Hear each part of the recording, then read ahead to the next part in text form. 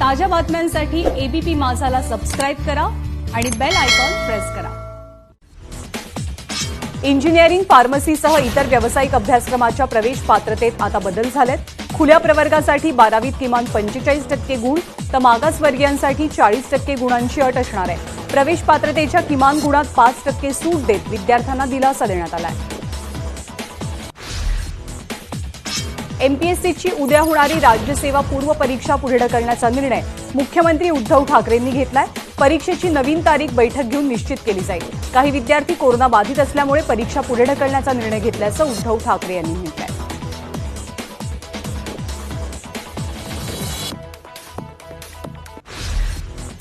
MPSC परीक्षांबाबतचा निर्णय घेतल्यावर मुख्यमंत्र्यांनी ओबीसी आणि धनगर समाजाच्या नेत्यांची बैठक घेतली। या बैठकीनंतर ओबीसी समाजाचे नेते नाराज असल्याचं निष्पन्न झालं। ओबीसी आणि धनगर समाजाच्या विविध मुद्द्यांवर मुख्यमंत्र्यांसोबत चर्चा झाली, मात्र यातून बैठकीतनं काहीही सकारात्मक बाब समोर आली नसल्याचं ओबीसी नेत्यांचं म्हणणं आहे। मागण्यांकडे दुर्लक्ष करून केवळ मंत्री उपसमिती नेमून आमच्या मागण्यांना पानं पुसल्याचं ओबीसी नेत्यांनी म्हटलंय। 16 ऑक्टोबरला राज्यभरात ओबीसींच्या मुद्द्यावरनं आंदोलन होणार होतं, मात्र आता आंदोलन मागे घेण्यात आलंय।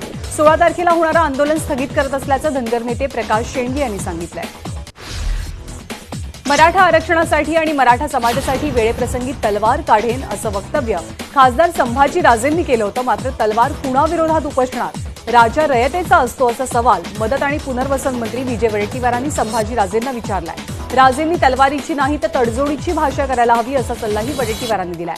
दरम्यान वेळेप्रसंगी तलवार काढेन या वक्तव्याचा अनर्थ केल्याचं संभाजी राजेंनी म्हटलंय। भाजप खासदार उदयनराजे भोसले आणि संभाजी राजेंविषयी गैरशब्द वापरल्याप्रकरणी वंचित बहुजन आघाडीचे नेते प्रकाश आंबेडकर आणि गुणरत्न सदावर्ते यांच्या विरोधात गुन्हा दाखल झालाय। सातारा शहर पोलीस स्थानकात गुन्ह्याची नोंद करण्यात आली आहे। खासदार उदयनराजे भोसले यांच्याविषयी अपशब्द काढल्याचा आरोप करत प्रकाश आंबेडकरांवर गुन्हा दाखल करण्याची मागणी जोर धरते आहे। मराठा क्रांती मोर्चाच्या वतीनं काल बीड शहरातील पोलीस स्थानकात या प्रकरणी तक्रार दिली गेली आहे। गुणरत्न सदावर्ते यांच्यावरती सुद्धा कारवाईची मागणी केली जाते। नागपूर विद्यापीठाच्या काल न झालेल्या विषयांचे पेपर्स पुढे घेण्यात येणार आहेत। विद्यापीठ प्रशासनानं याची माहिती दिली आहे। कालच्या ऑनलाईन परीक्षेच्या वेळेला तांत्रिक बिघाड झाल्यामुळे विद्यार्थ्यांना अनंत अडचणींचा सामना करावा लागला। त्यामुळे ज्या विद्यार्थ्यांच्या आणि ज्या विषयांच्या परीक्षा काल होऊ शकल्या नाहीयेत त्यांच्या परीक्षा पुढे घेतल्या जातील। मुंबईसह सोलापूर आणि गोंडवाना विद्यापीठाच्या लिंकवरती सायबर हल्ला झालाय अशी माहिती राज्याचे उच्च शिक्षण मंत्री उदय सामंत यांनी दिली। याविषयी पोलिसात तक्रार दाखल केली जाते असंही त्यांनी म्हटलंय। जे दोषी आहेत त्यांच्यावरती कारवाई केली जाईल असंही उदय सामंतांनी स्पष्ट केलंय। गणेशोत्सवानंतर सार्वजनिक नवरात्रोत्सवासाठी मुंबई मनपानं मार्गदर्शक सूचना जारी केल्यात। यावेळी नियम सूचना न पाळणाऱ्यांवरती कारवाईचा बडगा उगारला जाईल असंही बीएमसीनं स्पष्ट केलंय। सार्वजनिक नवरात्रोत्सव मंडळाला यंदा 4 फूट तर घरगुती देवीच्या मूर्तींना 2 फुटांचीच मर्यादा आहे। एबीपी माझानं ग्रंथालय सुरू करण्याची मोहीम राबवल्यानंतर आता त्या मोहिमेला उत्तम यश मिळालंय। शासन स्तरावरती सुद्धा हालचाली वाढल्यात। येत्या 15 ऑक्टोबरपर्यंत राज्यभरातली ग्रंथालय आणि अभ्यासिका सुरू होतील अशी माहिती महाराष्ट्र ग्रंथालय संचलनाच्या संचालिका शालिनी इंगोले यांनी दिलेली आहे। ठाण्यामध्ये आता हॉटेल्स, फूड कोर्ट, रेस्टॉरंट आणि बार सकाळी 7 ते रात्री 11:30 या वेळेदरम्यान सुरू ठेवण्याची परवानगी मिळाली आहे। हॉटेल आणि बार असोसिएशननं याची मागणी केली होती, त्यामुळे ठाण्यात रात्री 11:30 वाजेपर्यंत हॉटेल किंवा बारमध्ये जाता येणार आहे। रिपब्लिक टीव्हीचे सीएफओ अर्थात मुख्य वित्त अधिकारी यांना मुंबई पोलिसांनी समन्स बजावलंय।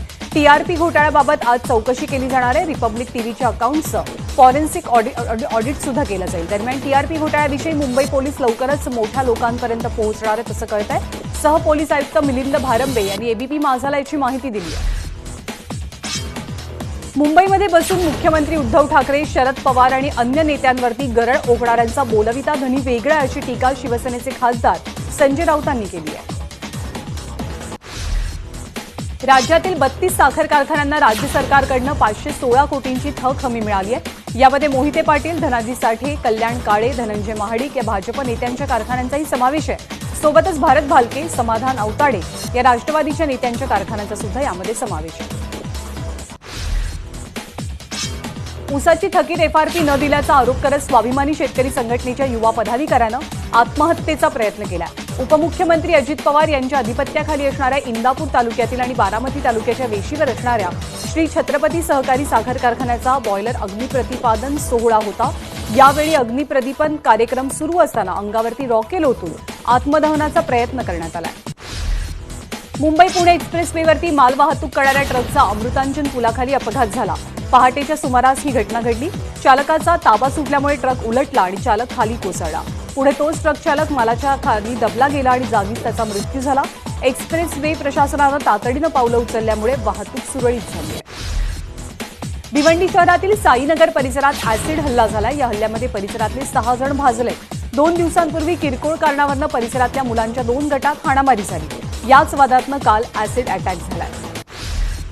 मुंबईच्या गोरेगाव विभागात लॉकडाऊनमध्ये रात्री उशिरापर्यंत सुरू असलेल्या डान्स बारवर पोलिसांनी धाड टाकली. त्यामध्ये 15 ग्राहकांसह 20 जणांना ताब्यात घेण्यात आलंय. छापेमारीच्या वेळी बारमध्ये 11 बारबाला उपस्थित होत्या. गोरेगावातील स्टार बार अँड रेस्टॉरंटमध्ये मध्यरात्री 1 वाजता पोलीस उपायुक्त विशाल ठाकूर यांच्या विशेष पथकानं ही कारवाई केली.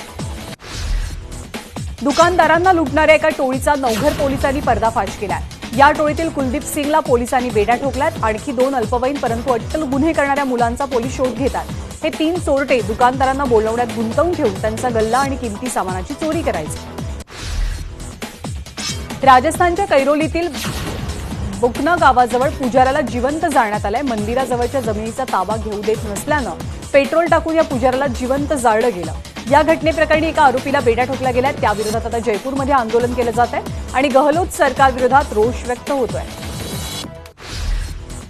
या घटनेवरनं राजकीय प्रतिक्रियाही उमटू लागल्यात. या प्रकरणी दोषींची गय केली जाणार नसल्याचं राजस्थानचे मुख्यमंत्री अशोक गहलोत यांनी म्हटले. तर राहुल गांधींनी अशोक गेहलोत यांचा राजीनामा घ्यावा असं म्हणत केंद्रीय मंत्री प्रकाश जावडेकर यांनी राहुल गांधी आणि काँग्रेसवर निशाणा साधलाय. जम्मू काश्मीरतल्या कुलगाममध्ये 2 दहशतवाद्यांचा खात्मा झालाय. रात्री उशिरा भारतीय लष्कर आणि दहशतवाद्यांमध्ये गोळीबार झाला. त्यात आणखी काही दहशतवादी लपल्याची माहिती मिळते. त्यामुळे सध्या या भागात लष्कराकडनं शोध मोहीम राबवली जाते. काँग्रेसचे नेते राहुल गांधी यांनी जवानांचा व्हिडिओ ट्विट करत मोदी सरकारवर निशाणा साधलाय. सीमेवर सर्वाधिक धोका असलेल्या जवानांना नॉन बुलेट प्रूफ ट्रकमध्ये शहीद होण्यासाठी पाठवलं जातं. मात्र पंतप्रधान मोदी 8,400 कोटींच्या विमानातनं प्रवास करतात. हाच का न्याय असा सवाल उपस्थित करत त्यांनी मोदींवर निशाणा साधलाय. काळ्या पैशांविरुद्धच्या लढाईत सरकारला आणखी एक मोठं यश मिळालंय. भारतीय नागरिकांच्या स्विस बँक खात्यांची दुसरी यादी स्विस सरकारकडनं मिळालेली आहे. स्वित्झर्लंडच्या मते भारतासह 86 देशांसोबत 31 लाख आर्थिक खात्यांविषयी माहिती देण्यात आली आहे. भीमा कोरेगाव प्रकरणी एनआयएकडनं आरोपपत्र दाखल झालंय. मुंबई सत्र न्यायालयात 10,000 पानी आरोपपत्र दाखल करण्यात आलंय. आनंद तेलतुंबडे, गौतम नवलखा, हनी बाबू, रमेश गायचोर, स्टॅन स्वामी यांच्यासह अन्य 8 आरोपींच्या विरोधात यामध्ये आरोप निश्चित झाले. कोरेगाव भीमा हिंसाचार प्रकरणी राष्ट्रीय तपास संस्थेकडनं सामाजिक कार्यकर्ते फादर स्टॅन स्वामी यांना झारखंडमधनं अटक झाली आहे. 20 मिनिटं चौकशी केल्यावर त्यांच्या निवासस्थानातनं त्यांना ताब्यात घेण्यात आलंय.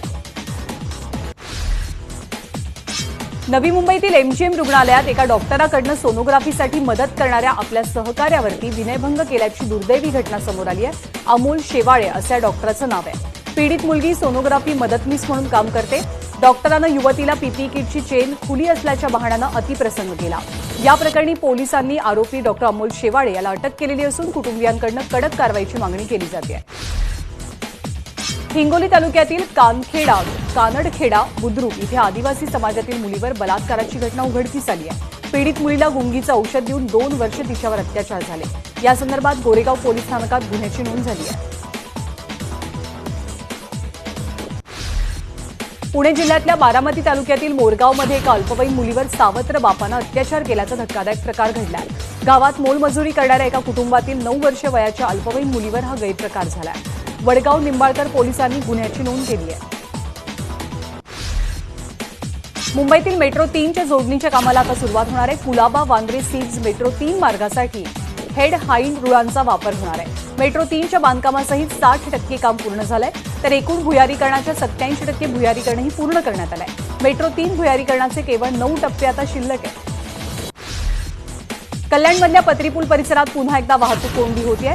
लॉकडाऊनमुळे या ठिकाणी वाहतुकीची समस्या जाणवत नव्हती, परंतु मिशन बिगिन अगेन अंतर्गत लोकांनी ऑफिसेसला जायला सुरुवात केली आणि पुन्हा एकदा पत्रीपूल कोट परिसरात वाहतूक कोंडी अनुभवायला मिळते. वाहतूक कोंडी टाळण्यासाठी डोंबिवलीकरांनी चक्क जलमार्गाचा पर्याय अवलंबलेला आहे. डोंबिवली ते वेहेडे या फेरी बोटीचा प्रतिसाद आता वाढलेला आहे. डोंबिवलीवरनं अवघ्या अर्ध्या तासात ठाणे गाठणं शक्य झालंय. यामुळे डोंबिवली ते शिळफाटाच्या वाहतुकीमध्ये तासनतास रखडणाऱ्या प्रवाशांना काहीसा दिलासा मिळतोय. अमरावतीमध्ये मेळघाटातील एसटी बसची दुरवस्था दाखवण्यासाठी खासदार नवनीत राणांनी एसटीनं प्रवास केला. मुंबईमध्ये एसी बस चालवतात आणि मेळघाटामध्ये जुन्या भंगार बसेस चालवल्या जातात असा आरोपही त्यांनी केला. त्रिपुरा केडरचे आयएएस अधिकारी सुधाकर शिंदे यांचं निधन झालंय. कोरोनामुळे पुण्यातल्या रुबी क्लिनिकमध्ये काल त्यांनी अखेरचा श्वास घेतला. सुधाकर शिंदे मूळचे परभणीचे होते. वयाच्या अवघ्या 34व्या वर्षी शिंदे यांचा कोरोनानं बळी घेतलाय. महाराष्ट्रामध्ये काल 17,323 रुग्ण कोरोनामुक्त झाले तर दिवसभरात 12,134 नव्या बाधितांची नोंद करण्यात आली आहे. राज्यात काल 302 रुग्णांचा कोरोनामुळे मृत्यू झाला असून आतापर्यंत राज्यात 39,000 रुग्ण कोरोनामुळे दगावलेत. दरम्यान सध्या राज्यातील 2,36,000 ऍक्टिव्ह पेशंट्सवरती उपचार केले जात आहेत. राज्यात गेल्या 24 तासांमध्ये 2 पोलिसांचा मृत्यू झालाय तर 154 पोलीस कोरोना बाधित झालेत. आतापर्यंत एकूण 259 पोलिसांचा कोरोनामुळे मृत्यू झालाय तर 22,082 पोलीस बरे होऊन घरी परतले. मध्य रेल्वे 15 ऑक्टोबरपासून 3 वातानुकूलित विशेष गाड्या चालवेल. मुंबई ते लखनौ, हरिद्वार आणि नागपूर ते अमृतसर दरम्यान या विशेष वातानुकूलित गाड्या सुरू केल्या जातील. देशामध्ये 2000 शहरात ऑप्टिकल फायबरचं जाळं विस्तारण्यात येईल अशी माहिती रिलायन्सचे प्रमुख मुकेश अंबानी यांनी दिलेली आहे. भारत चौथ्या औद्योगिक क्रांतीमध्ये मोठी भूमिका बजावू शकतो अशी आशाही त्यांनी व्यक्त केली. राष्ट्रीय स्वयंसेवक संघाचे सरसंघचालक मोहन भागवत सध्या आंध्र प्रदेशात आहेत. यावेळी त्यांनी विजयवाडा येथील दुर्गा मंदिरात जाऊन पूजाही केली. येस बँक घोटाळ्यातील आरोपी कपिल तसंच धीरज वाधवान या दोघांनी हायकोर्टात धाव घेतली आहे. या संदर्भात मुंबई उच्च न्यायालयानं गुरुवारपर्यंत चेन्नई पोलिसांना भूमिका स्पष्ट करण्याचे निर्देश दिलेत. आता 15 ऑक्टोबरला हायकोर्टात या प्रकरणाची सुनावणी अपेक्षित आहे. देशातलं पहिलं स्वदेशी रेडिएशन विरोधी क्षेपणास्त्र रुद्रमची काल भारताने ओडिसामध्ये यशस्वी चाचणी केली. हे क्षेपणास्त्र भारतीय हवाई दलाच्या सुखोई 30 MKI या फायटर विमानातनं डागण्यात येऊ शकतं. या मिसाईलचा वेग हा ध्वनीच्या वेगाच्या दुप्पट आहे. संरक्षण मंत्री राजनाथ सिंग यांनी या क्षेपणास्त्राच्या यशस्वी परीक्षणानंतर ट्विट करून DRDO आणि त्यांच्या टीमचं अभिनंदन केलं.